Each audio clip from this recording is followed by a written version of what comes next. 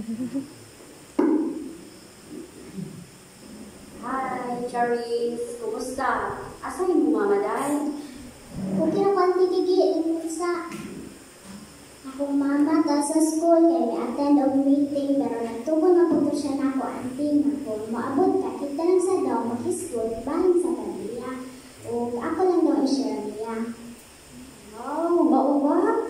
Oh, sige, Charis. Kita na lang ang mag-school sa pangutana na akong ibilin sa inyo ha atong iaging Sabado. Ato bitang unsay sa unsang saan sa Biblia ang maghatag natong paglaom na mabasa ni nato dai sa Pinadayag kapitulo 21 versikulo 3 o 4. Pwede gani kay Charis ikaw ang basa palihog. Ingon din ni auntie ug nakadungog ko kusog na tingog gikan sa trono nga miingon. Tan-awa ang tulad sa Dios ana uban sa mga tawo ug siya mopuyo uban kanila ug sila mahimong iyang katawan ug ang Dios makig-uban kanila.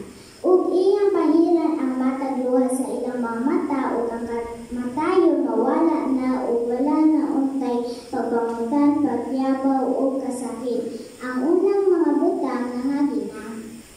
Salamat sa pagbasa day.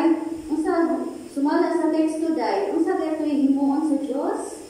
Ingon diha auntie, iyang pahiran ang atong mga luha ug ang kamatayon o kasakit mawala na.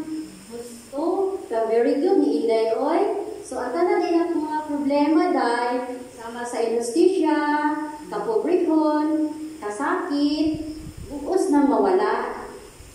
Aw, kanindot gud ana auntie. Oo, nabasa na ba na ninyo day?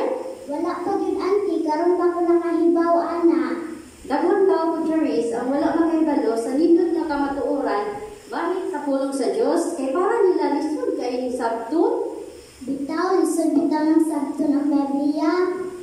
Oo, mapunay muna sa uban Charis. Pero susunod na kong balik atong isgutan kung usay makatabang nato nga masabtan ang Biblia na okay ra nimo ilawan gapon nga adlaw, oras, balik ko ha.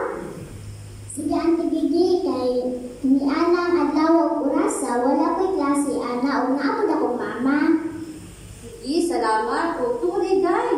Karong Domingo ba? Alas 9 sa buntag. Nanitigong sa among ginamon nato sa Tapuno. Suura na sa inyo ha. Pwede lang mo apita. Nari ko ipakita rin ko tayo nga video kung sa'y ginahimo diha sa among kingdom hall. Pwede po tanaw day.